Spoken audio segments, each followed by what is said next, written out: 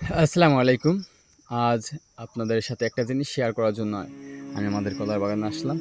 সেটি হচ্ছে গেছেকাল যে দুর্যোগটা গিয়েছে, যে ঝড়ো আবহাওয়াটা গিয়েছে, সে ঝড়ো আবহাওয়াটায় আমাদের কী পরিমাণ ক্ষতি হয়েছে সেটা দেখানোর জন্য, আপনাদের সাথে শেয়ার করার জন্য আমি আমাদের কলার বাগানে আসছি। কী পরিমাণ ক্ষতি হতে পারে আপনারা দেখলে ধারণা করতে পারবেন। প্রায় আমাদের জমির একটা জমির অর্ধেক অংশ একদম ঝড়ে ভেঙে গিয়েছে কলা গাছগুলো। প্রতিটা কলা গাছে আপনার কলার কান বা মোচা এসেছে প্রত্যেকটা গাছেই। এমতো অবস্থায় যদি আপনার গাছগুলো ভেঙে যায় ঝড়ে, তাহলে তো ক্ষতির সম্মুখীন হবই অবশ্যই।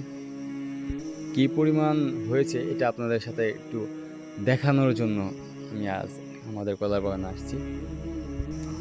প্রায় আপনার ১০ কাঠা কলার বাগান, যেটা আমাদের কলার বাগান প্রায় ৩ বিঘা নিয়ে ১০ কাঠা প্রায় একদম ঝড়ে ভেঙে গিয়েছে। এবং এমনকি প্রতিটা গাছেই, আপনার প্রতিটা গাছেই কলার কান আছে, মোচা আছে প্রতিটা গাছেই।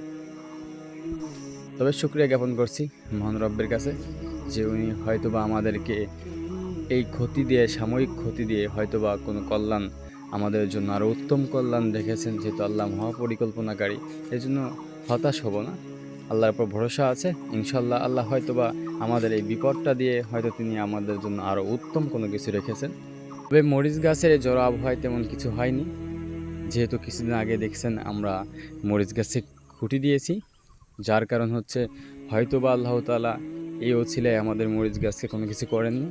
মরিচ গাছ খুবই সুন্দর আছে, মরিচ গাছে কোনো ক্ষয়ক্ষতি হয়নি। আপনারা দেখতে পাচ্ছেন মরিচ গাছের কন্ডিশন, অবস্থা খুবই ভালো মাশাআল্লাহ।